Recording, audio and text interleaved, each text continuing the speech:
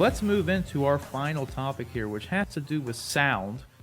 Not so much voice, but I guess like in some cases the voice, because there were a lot of complaints with Tenet. All right, and like I Mhm. didn't see this in theaters, and I think you said you did. So I can't remember if you said you had this issue or not, but I remember just reading multiple articles about Tenet and people going to see Tenet and them not being able to hear what the hell was going on in Tenet. And I heard both sides. I heard people say that they didn't have any problems. And I heard a lot of people say they had problems. And Yeah, it wasn't the Rona that hurt the Tenet box office. It was people not being able to hear it that yeah, hurt. it was the sound mixing apparently. But did you Com- have any of the sound issues when you went to see it? so yeah, obviously I'm completely joking that I don't think the sound impacted the box office at all, but Right. I did have some issues picking up um, dialogue, especially in the first, I would say, quarter of the movie. There's a big action set piece that takes place at the very opening of the movie with, one of the hallmarks of a Chris Nolan movie, like heavy bass drums at Yeah. points to really, yeah, to really drive home the intensity of certain scenes, and they do a great job. I don't know if great's not the right word, but they do a great job of timing those to occur sometimes right when people are saying things. It Yeah. just completely drowns it out. But I don't remember it being an issue for like the last three quarters of the movie, but I do remember that opening set piece thinking, what did that guy say? Oh wait, huh? Oh, okay, there's something I missed there, but oh well, I'll just go on. And it didn't impact my enjoyment of the movie. It didn't impact my understanding of the movie in any way. So yeah, it was. It's definitely an issue. It's definitely something that you don't. I don't know very many other directors or movies where I go to and I say, well, wait a minute, what did that person say? Usually, it's Right. there's not that issue. So when it does rear its head, it obviously stands out. Well, that's the thing too with this article. Like, it wasn't just some random moviegoers who had it. Like, he apparently got like calls. Chris Nolan got called by like fellow filmmakers, like his peers, and said like, "Yo, Chris, I just saw a movie, but like I couldn't hear anything. Like, what's going on with your sound mix? Like so like it wasn't just like it was like experienced people who went and saw it probably on top of the line theaters, maybe even had a copy of it to watch in their home. Like so like you never know. Like Yeah, if Quentin Tarantino, if he asked for a copy of Tenet, he probably would have gotten one, you know what I mean? Like so like sure. who knows what kind of if this was just like a theater issue. Because like I said, some people went out and said like they saw it on like the best like Dolby Atmos like theater they could, and they didn't have the issues. So it's like maybe it was fine and mixed a certain way to function better on for certain equipment. Who knows? I still haven't seen it, so I'm curious to see what it's going to be like because I'm only going to be able to watch it on like home video. So Sure. I'll have to see. And like, but he goes on to say that he doesn't think it's a problem. Like he's like it's like it just comes down to essentially how they decided to mix the movie. Like, and that's just like it is what it is.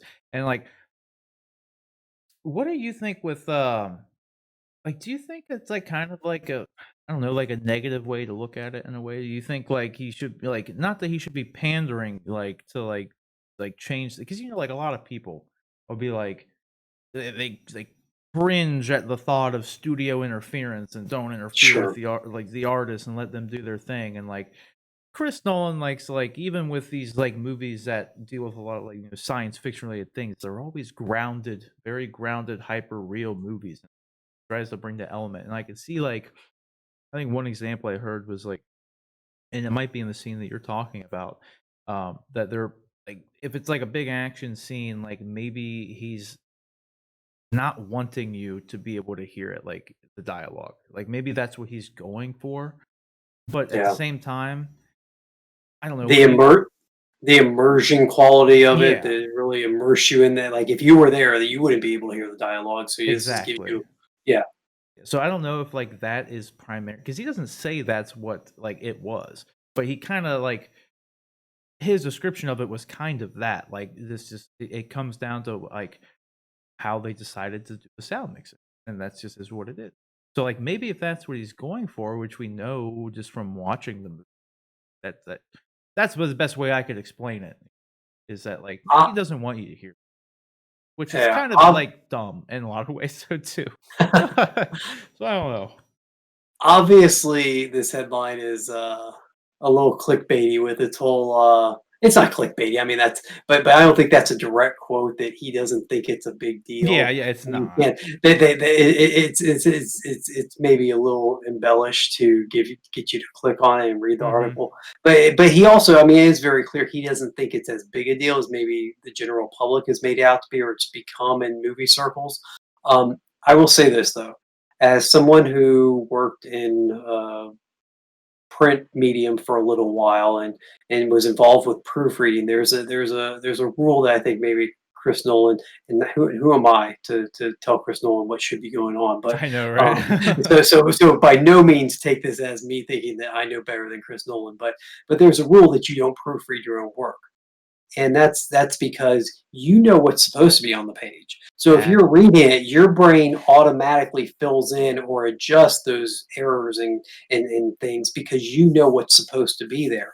And part of me just wonders if Nolan, when he goes back and watches these things, or when he goes back and sees the rough cuts or whatever, and his sound people, when they go back and see it, they know what the story is, they know what the script is, they know what the dialogue is. So if Mhm. even if they don't quite hear it when they're watching the proofs or they're watching the drafts, um, they know their brain fills that in for them, and so it isn't as big of an issue for them. And I hope that he has somebody that he trusts that maybe isn't involved in the production of it, that he shows these things to, and maybe they can be a little more, they can provide that outsider perspective to him and tell him, look, you wrote the script, you wrote this dialogue intentionally. These lines were written down on the page intentionally because they convey some part of the story, and you're losing them. You're completely drowning them out with this sound mix.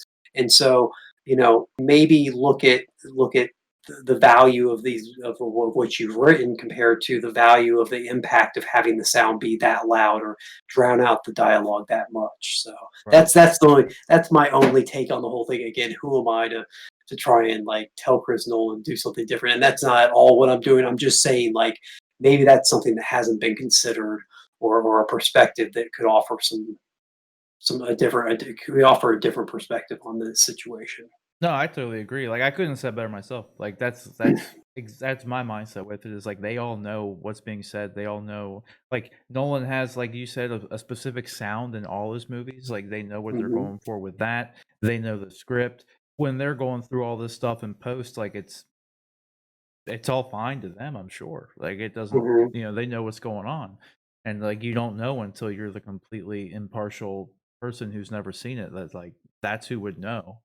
Not that there's Yeah, anything wrong with, like, the movie or anything, but it's just like, if a simple thing like turn the volume down, that's not really in studio interference or anything like interfering with the artist's, like, true thing or whatever. But like I said, if he's going for that, fine.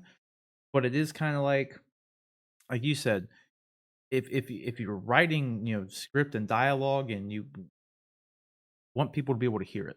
You don't want yeah, people to be watching the movie and then second guessing what is even happening in the movie. It's like it pulls you out of the movie for a minute when you're like, I can't wait. What did they just say?